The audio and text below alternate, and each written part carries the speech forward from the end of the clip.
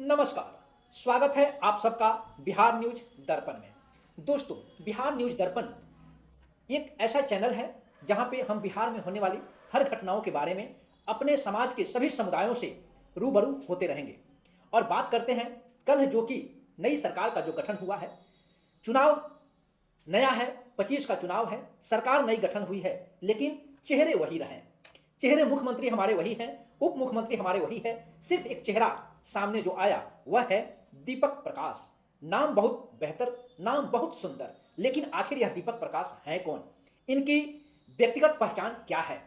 तो दोस्तों, इस बिहार न्यूज दर्पण के द्वारा हम आप सबको बताना चाहते हैं कि दीपक प्रकाश की अगर व्यक्तिगत पहचान जानी चाहे और बिहार के लोग अगर यह जानना चाहें तो दीपक प्रकाश सिर्फ और सिर्फ उपेंद्र कुशवाहा जी के बेटे हैं।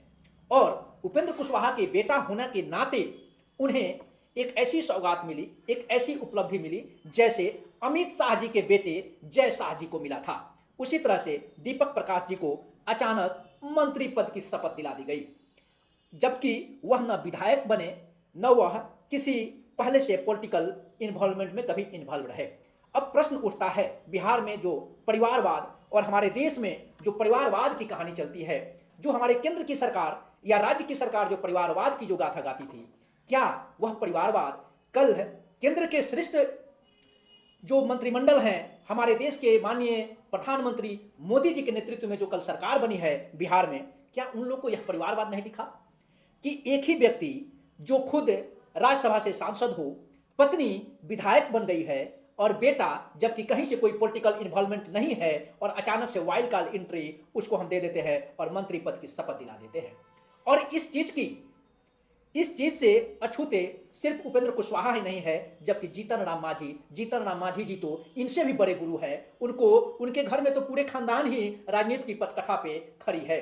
खुद मंत्री है, बेटा विधायक है, समधन विधायक है, दामाद विधायक है, बेटी जिलाध्यक्ष है, मतलब सारी चीजें खुद के पास है। तो क्यों न हमें माने कि चुनाव से पहले, चुनावी मतगणना से पहले जो एक राजद विधायक सुनील सिंह का एक स्टेटमेंट आया था कि बिहार आने वाले समय में नेपाल जैसा परिदृश्य दिखाई देगा, इस बात में इन लोग के करतूत के चलते यह कहने में कहीं भी संशय नहीं है कि इनकी जो लक्षण, इनकी जो कार्यविधि जो दिखाई दे रही है, इनके जो सिर्फ लोभ की जो प्रक्रिया दिखाई दे रही है, इसके तहत आने वाला समय सही में नेपाल जैसा कन्वर्ट हो सकता है। इस तरह से उपेंद्र कुशवाहा जी ने अपने बेटे के परिचय के बारे में जो बताए कि मेरा बेटा कंप्यूटर साइंस से इंजीनियरिंग किया है, ऐसे जैसे उन्होंने कैसे इसरो या नासा में कोई साइंटिस्ट पद हासिल कर लिया हो। और उन्होंने बताया कि मल्टीनेशनल कंपनी में बहुत बड़े पद पे। अरे भाई, कौन से पद पे, कौन सी मल्टीनेशनल कंपनी में आपका बेटा और कितना साल काम किया कि वो नौकरी छोड़ के आ गया?